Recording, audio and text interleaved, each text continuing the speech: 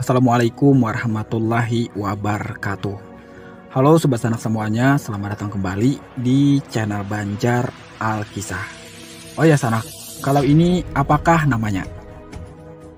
Nah, ini namanya tajak atau alat tradisional pertanian Kalimantan. Yang ini namanya parang bungkul, senjata tradisional orang Banjar sagan manimpasi penjajah Walanda. Nah, kalau yang ini namanya parang panjang. Pernahkah Sanak bertanya, pembuatan barang-barang ini dari manakah gerangan?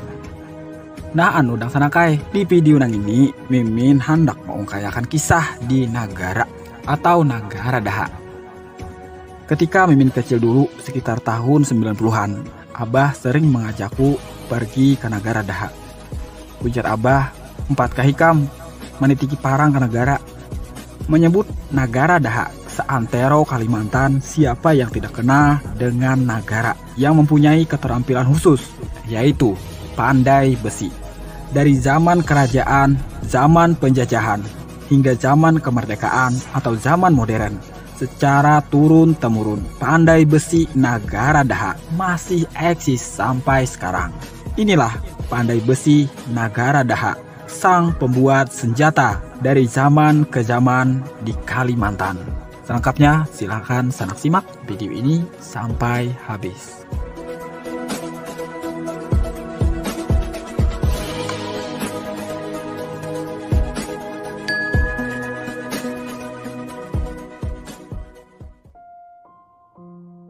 Bagi masyarakat di Kalimantan Selatan, tentu tidak asing lagi dengan daerah yang bernama Nagara atau Daha. Suatu wilayah yang kini terbagi menjadi 3 buah kecamatan, yaitu Kecamatan Daha Selatan, Daha Utara, dan Daha Barat, yang berada dalam wilayah administratif Kabupaten Hulu Sungai Selatan, Provinsi Kalimantan Selatan. Sebagian besar daerah Nagara merupakan wilayah rawa-rawa, danau, dan bantaran sungai yang mayoritas dihuni oleh kelompok Banjar Batang Banyu.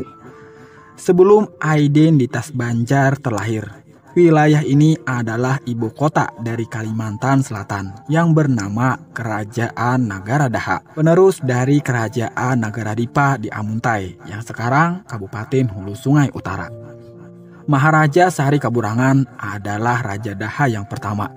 Beliaulah yang memindahkan ibu kota yang semula ada di Amuntai atau Nagara Dipa ke Muara Hulak atau Nagara Daha.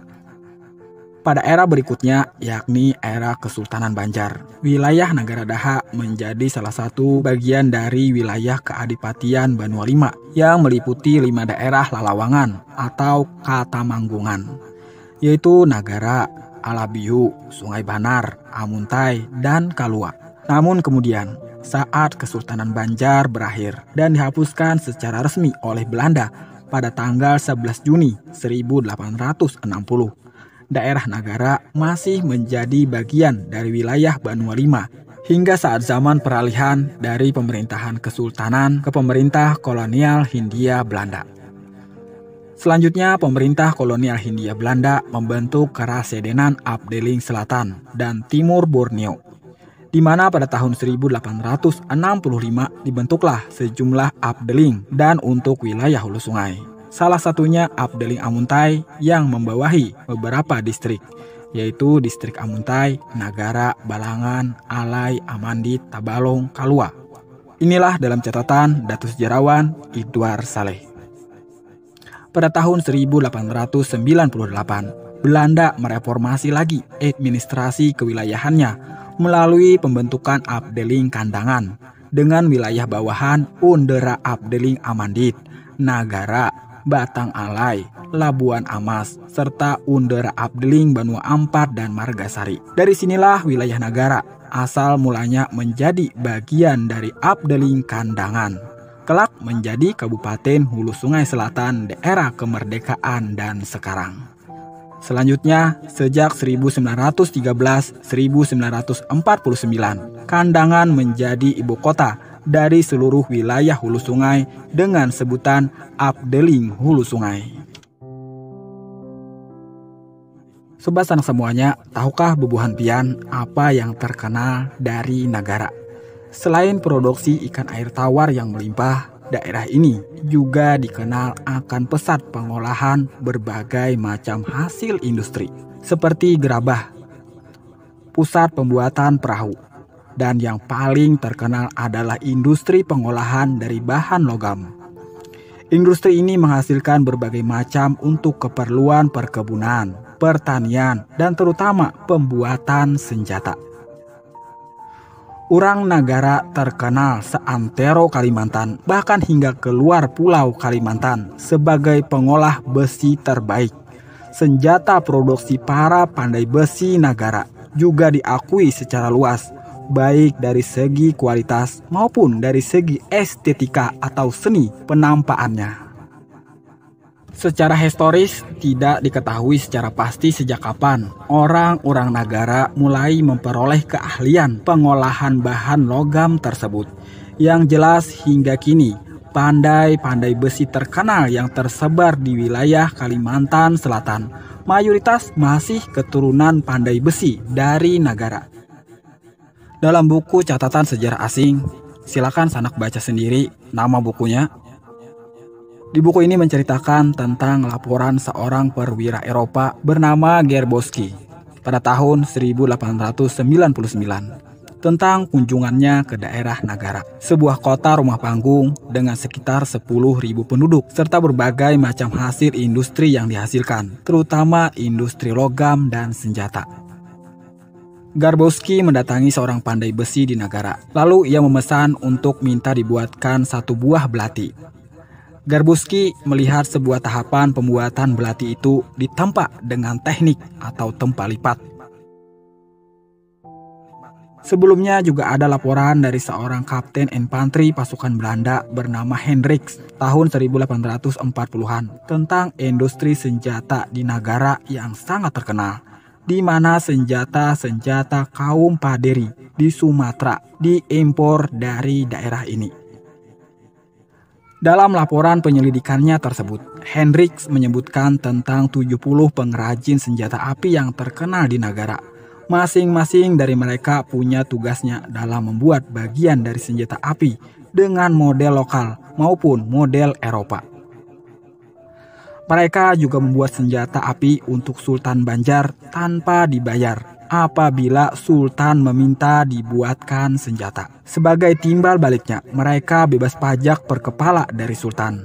Akan tetapi, dari hasil ekspor senjata-senjata itu, Sultan meminta 1/10 cukai dari ekspor senjata tersebut.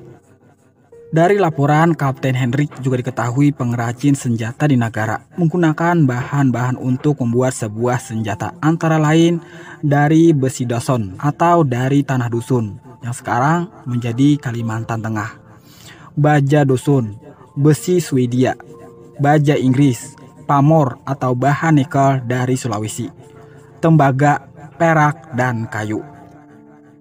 Memuncaknya industri logam besi di Nagara kemungkinan juga berlangsung pada akhir abad ke-19 dan awal abad ke-20. Asumsi ini didasarkan pada beberapa koleksi parang nabur Banjar di katalog National Museum Wereldkultur atau Belanda yang dibuat oleh pandai besi Nagara dengan kisaran waktu tersebut. Di sisi lain, dalam Hikayat Banjar juga ada diceritakan bahwa di zaman Nagara Dipa, Pujatmika pernah mendatangkan pengrajin gangsa atau logam perunggu dari negeri Cina untuk membuat sepasang patung berbahan perunggu.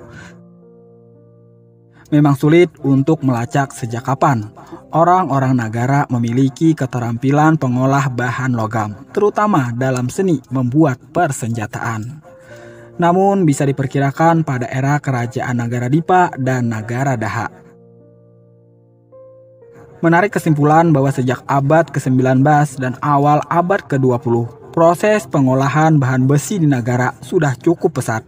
Kondisi ini sangat mungkin tercipta berbagai dampak dari situasi politik yang kerap tak stabil di kawasan ini dan beberapa kawasan lainnya di Nusantara. Perang Banjar maupun konflik-konflik terjadi sebelumnya dan sesudahnya berada pada kisaran waktu tersebut. Sebagai konsekuensi, pemesanan senjata otomatis meningkat secara signifikan, baik untuk keperluan perjuangan pribumi maupun perlengkapan kemiliteran Belanda. Nagara menempati posisi pemasok bagi kedua belah pihak.